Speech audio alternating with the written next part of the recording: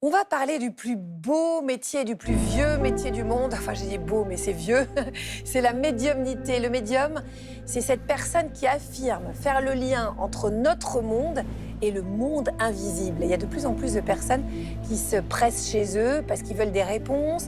Et l'affluence, elle est telle qu'aujourd'hui, certains médiums organisent des soirées voyances. Arnaud s'y est rendu, le Bénard.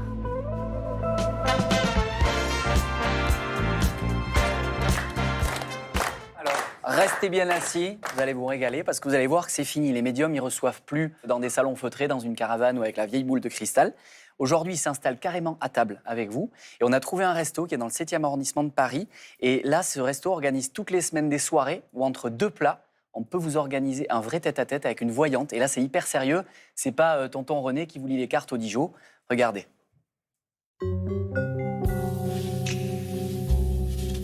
Pauline est donc partie à la rencontre de Fiona Mattei, médium depuis plusieurs années. Et comme tous les mercredis, elle propose ses services aux clients de ce restaurant. Le concept est simple, on prend l'apéro, on dîne, on échange et on découvre peut-être ce que l'avenir nous réserve. Depuis quand vous êtes médium? Alors je suis médium depuis que je suis très jeune, j'avais 6 ans. Parce que je voyais des choses que les autres ne voyaient pas. C'est ça la médiumnité, c'est sentir, c'est capter. Ça peut se transmettre de génération en génération. Et dans ma famille, il y avait déjà des médiums. La date de naissance me permet de rentrer dans l'individu. C'est comme une clé pour ouvrir une porte. 22 septembre. 22 septembre.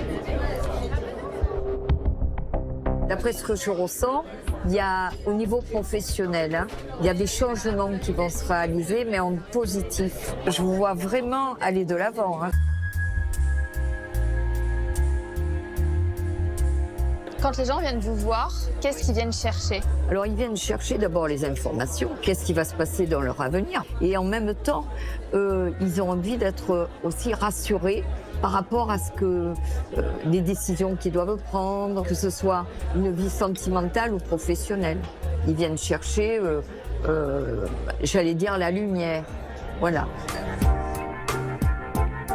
J'avais jamais fait, donc j'étais intriguée, effectivement. Donc c'est vrai qu'avec des collègues, on s'est dit, allez, on va aller se boire un petit verre, et puis par curiosité, on va faire ça. Donc c'était la curiosité, finalement. Ce soir, on est venu exprès pour cette soirée parce que notre copine nous en avait parlé. On s'était dit c'était sympa de faire une soirée entre copines avec le concept de la voyance. Le fait que ça soit dans un restaurant, c'est propice au fait qu'on la consulte, c'est léger et puis c'est un super moment qu'on passe entre copines. Donc voilà.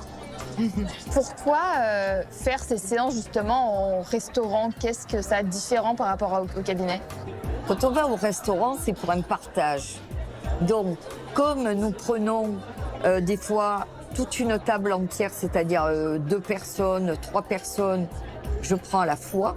Donc, nous ne coupons pas ce partage qui est toujours là. Vous voyez ?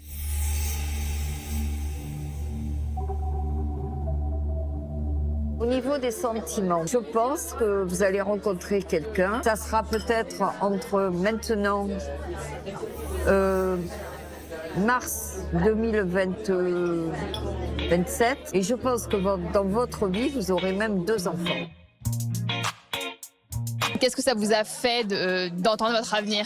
Moi, j'étais quand même choquée, on va débriefer, mais de la pertinence de certaines remarques qui étaient troublantes. Enfin, moi, perso, je m'en remets pas, là.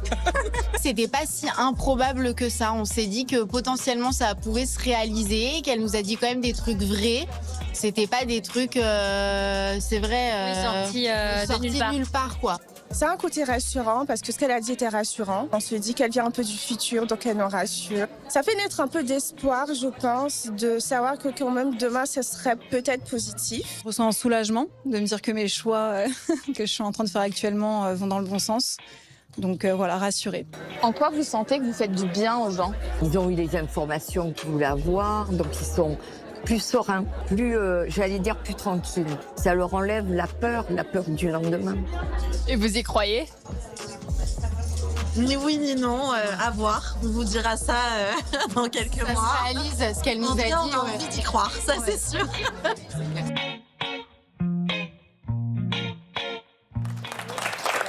On refaire un reportage pour voir si ça s'est vraiment passé. Ouais, exactement. Une suite. Bon, ce qui est hyper important, en tout cas, quand on voit ce sujet, c'est qu'on y croit ou pas, qu'on soit convaincu ou juste curieux.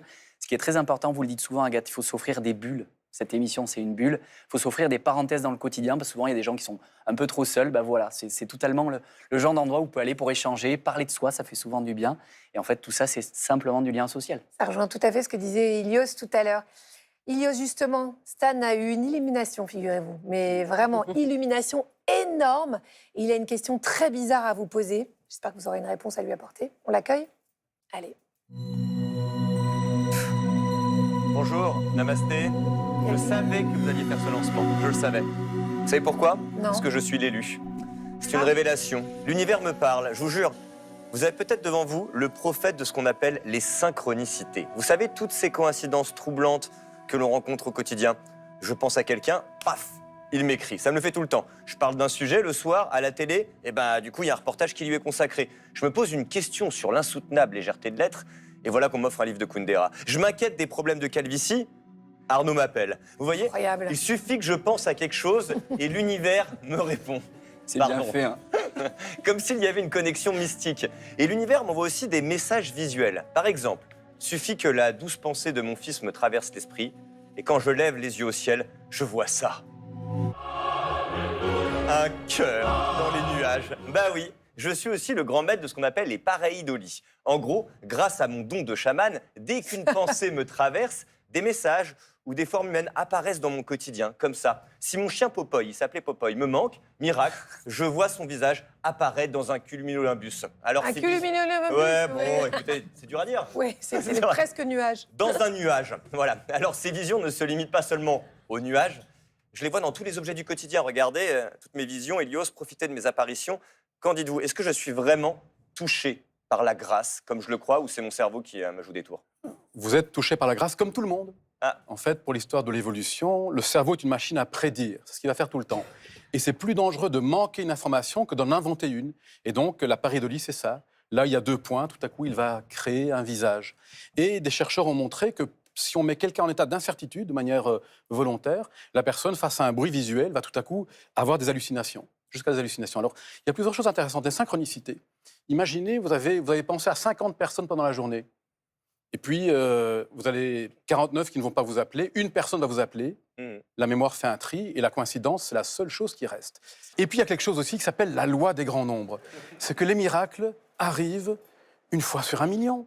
Mais il arrive tellement de choses dans nos vies qu'au moment où le miracle arrive, on pense que c'est tout à coup quelque chose de magique, notre don. Mais non, il arrive dans la vie de chacun et de chacune d'entre nous. Ok, je n'ai donc Après- aucun don.